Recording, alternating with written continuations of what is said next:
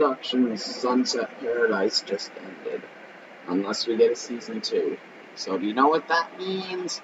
Judging by my review of Meggy's Destiny several months ago, it's time to review Sunset Paradise.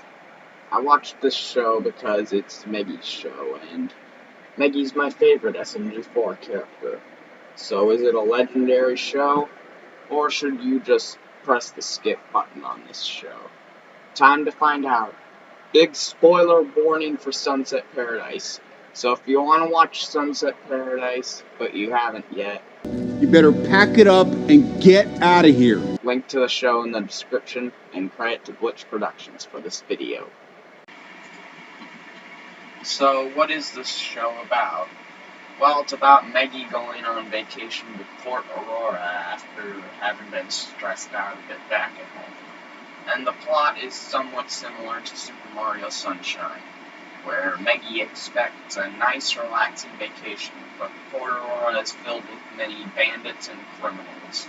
So she teams up with this blue guy named Ori, who is the deputy of Port Aurora. But he's also a kid, basically. However, it isn't until Meggy's suitcase gets stolen where she and Ori team up. And throughout the second and third episode, Meggy and Ori are trying to get Meggy's suitcase back. And Meggy gets her stuff back at the end of episode 4, but decides to stick around with Ori a bit.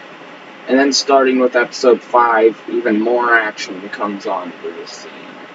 So, Sunset Paradise has its pros and its cons, like all movies, shows, and games.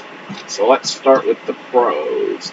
While the animation does look very cartoony compared to Metarunner, which I haven't watched yet, I must say that I like the animation of Sunset Paradise, and its cartoony character matches the show's vacation mood.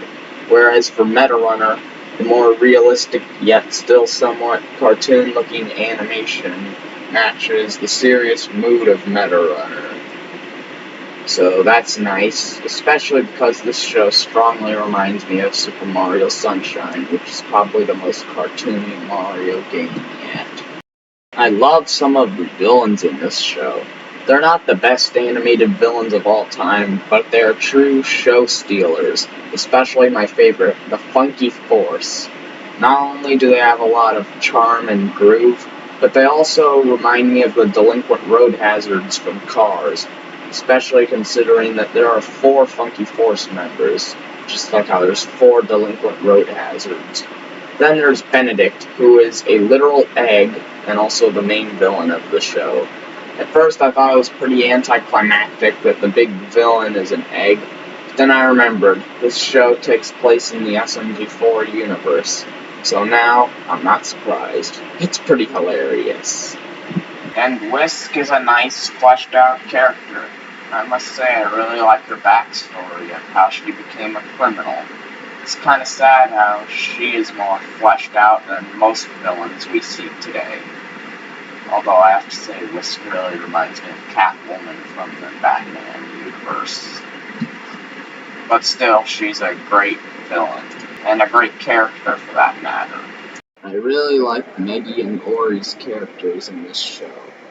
They really act like partners where they're willing to sacrifice for one another. I mean, Ori freaking died saving Meggy in episode 9. Yeah, Ori died. That part literally shocked me, and unpopular opinion or not, I think that part is harder to watch than Destiny's death back in the anime arc. That's because of either 2 things. A, Ori was a kid, or B, Meggy had a longer on-screen relationship with Ori than she did with Destiny. Thank goodness Meggy revived Ori with the Phoenix Egg in the final episode. That's what shows Meggy and Ori's great friendship. I like how Ori is willing to protect Port Aurora as the deputy, no matter what the stakes are. And Meggy, who just wanted a nice, relaxing vacation, will do anything to save Ori. I love the Mad Meggy episode, mainly because of the truck chase scene where Meggy and Ori are being chased by the Funky Force, because it's just so cool to watch. Although, what's kind of weird is, this is the 4th episode that the Funky Force appear in, and it's in this episode, I think, where we learn that the Funky Force can shoot lasers out of their eyes. But regardless, that truck scene was just so exciting and nail-biting. Saturday Night Funkin' is another great episode, because it's when Meggy gets brainwashed by the Funky Force, so she's trying to attack Ori, but she's being controlled by only the music. Although that's a bit weird because she's wearing headphones. But still, the battle is just so cool to watch. And that's all the pros that I've listed for this show, so now let's move on to the cons. Yeah, I know this show is supposed to be vacation themed, but really, it seems a little too much like Super Mario Sunshine. Main character goes to a vacation resort expecting a nice, peaceful vacation, only to have their vacation wrecked by criminal activity. The opening to the show is just like Mario Sunshine. The characters remind me of the Piantas from Mario Sunshine. Both things have a part that takes place at a casino. The dear protagonist dies, and there is literally a Shadow Meggy, just like Shadow Mario.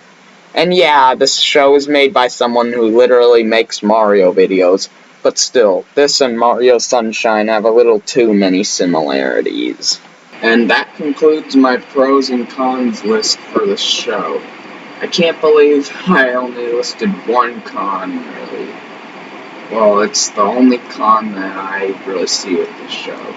So, the question is Sunset Paradise a good show? Yes, it is. In fact, it's a great show. I had quite some fun with it. And I can't believe that a vacation show kept me on the edge of my seat during the climax. Seriously, the climax was like really good. I don't know if I like this more than Meggy's Destiny. Probably not. But it's still a great show nonetheless.